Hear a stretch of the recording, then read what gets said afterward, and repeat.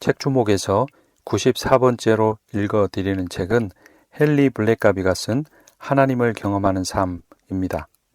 하나님의 뜻을 알고 행하는 길이라는 부제목이 있습니다. 요단 출판사에서 출간되었습니다. 하나님은 당신의 삶에 당신이나 제가 상상할 수도 없는 지대한 관심을 가지고 계십니다.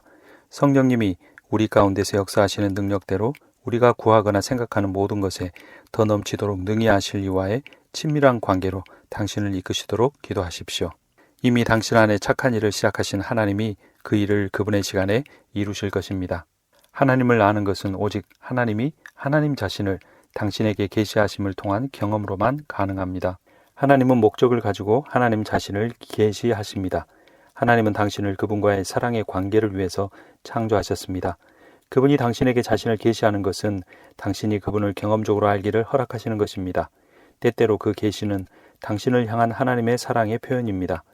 예수님은 나의 계명을 지키는 자라야 나를 사랑하는 자니 나를 사랑하는 자는 내 아버지께 사랑을 받을 것이요 나도 그를 사랑하여 그에게 나를 나타내리라고 말씀하셨습니다.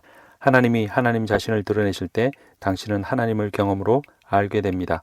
하나님을 경험하는 대로 당신은 하나님을 알게 됩니다. 이것이 우리가 이 책의 제목을 하나님을 경험하는 삶이라고 붙인 이유입니다. 우리의 바람은 당신이 하나님을 개인적 차원에서 보다 크신 분으로 경험하도록 돕는 것입니다. 히브리인들의 이름은 그 사람의 성격, 본질을 표현합니다. 그리고 이름은 그 사람과 그 사람의 임재와 밀접한 관계를 갖고 있습니다. 그러므로 어떤 사람의 이름을 부르는 것은 그 사람의 임재를 구하는 것입니다. 하나님의 이름은 장엄하고 우리의 찬양을 받으시기에 합당합니다. 하나님의 이름을 고백하는 것은 하나님을 그분 그대로 인정하는 것입니다. 그분의 이름을 부르는 것은 당신이 그분의 임재를 구하고 있다는 표시입니다. 그분의 이름을 찬양한다는 것은 곧 그분을 찬양하는 것입니다.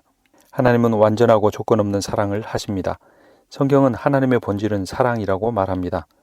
하나님은 하나님 자신의 본질과 상반되게 일하실 수 없습니다. 하나님의 사랑은 항상 한 사람에게 최선을 주는 사랑입니다.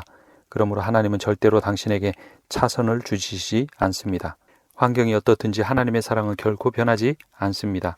십자가와 예수 그리스도의 죽음과 부활이야말로 하나님의 사랑의 전체적이고 완전함의 최종적인 표현입니다. 하나님의 사랑을 결단코 의심하지 마십시오. 하나님의 뜻을 알고 그분을 경험하고 싶어 하기 전에 그분이 당신을 사랑하신다는 사실을 먼저 당신의 마음에 뿌리내리게 하십시오. 하나님의 계명들도 모두 하나님이 사랑이시라는 본질을 표현하는 것입니다. 하나님이 계명을 주시는 것은 당신을 제한하기 위해서가 아닙니다. 당신을 자유케 하시려는 것입니다. 하나님의 목적은 당신이 복을 누리며 사는 것입니다.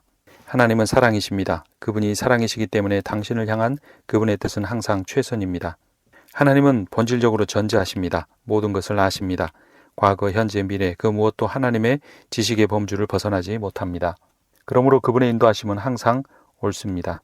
하나님은 당신의 인생을 향한 목적과 계획을 가지고 계십니다. 그러나 당신의 인생을 향한 그분의 계획은 그분이 이 세상에서 하고 계신 일에 근거합니다.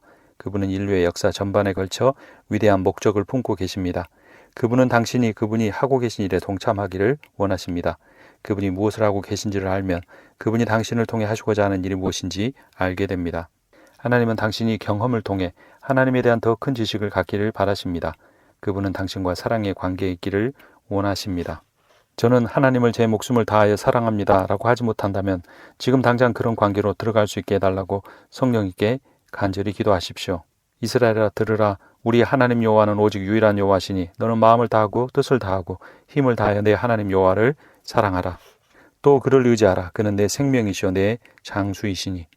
누가 우리를 그리스도의 사랑에서 끊으리요. 환난이나 공고나 박해나 기근이나 적신이나 위험이나 칼이라.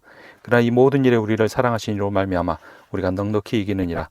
높음이나 깊음이나 다른 어떤 피조물이라도 우리를 우리 주 그리스도 예수 안에 있는 하나님의 사랑에서 끊을 수 없으리라.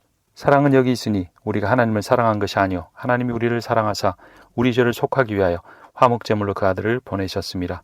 우리가 사랑하면 그가 먼저 우리를 사랑하셨습니다. 하나님이 당신을 사랑하시기 때문에 당신도 하나님을 사랑하기를 원하십니다. 하나님 말씀하십니다. 나는 내가 무엇보다도 나를 사랑하기를 원한다. 네가 나와 사랑의 관계를 맺고 있다면 세상에 있는 모든 것을 소유한 것이다.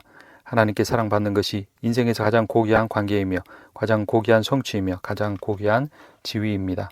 전심을 다해 주님을 사랑하는 것을 당신의 인생의 최고 우선순위로 놓으십시오.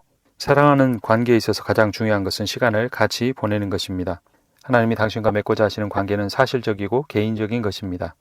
하나님은 아담과 하와와 날이 서늘할 때 함께 산책하시면서 친밀한 교제를 나누셨습니다. 그들의 가장 중요한 실제적인 필요를 채워주셨습니다. 하나님은 당신이 준비가 되었다고 생각되시면 무슨 임무든지 다 맡기실 것입니다.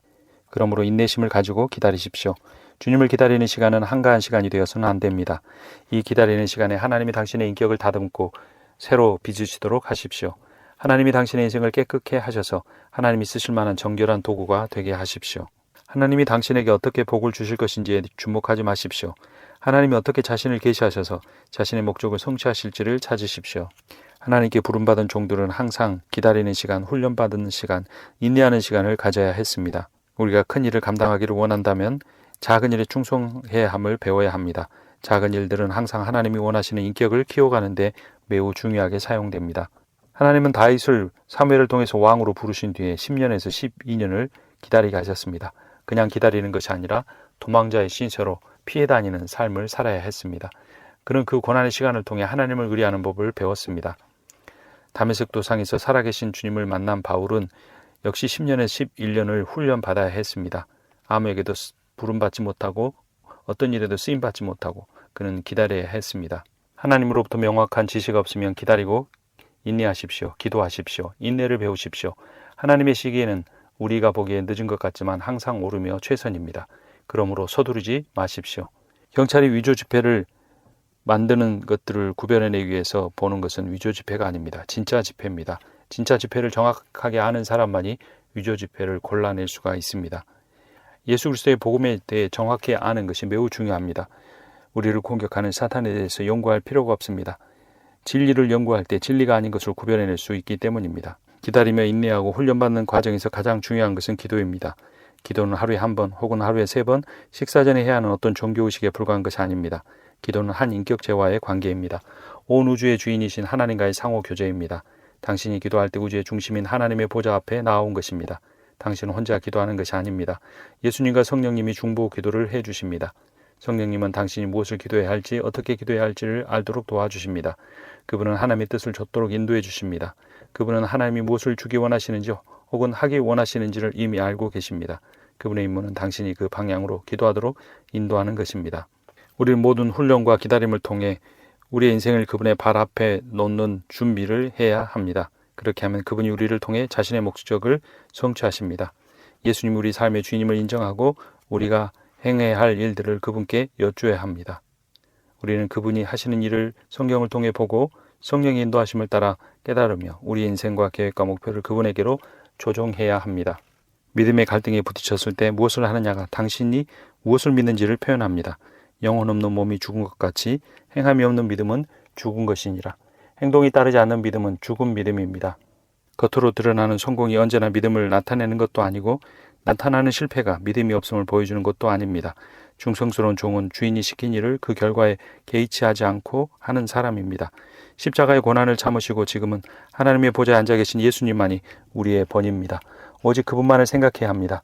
충성에 대한 상이 얼마나 큽니까? 충성되게 살다가 낙심치 마십시오. 충성스러운 종들에게는 상이 기다리고 있습니다. 당신이 하나님을 전심으로 찾으며 그분을 기쁘시게 해드리려고 노력해야 합니다.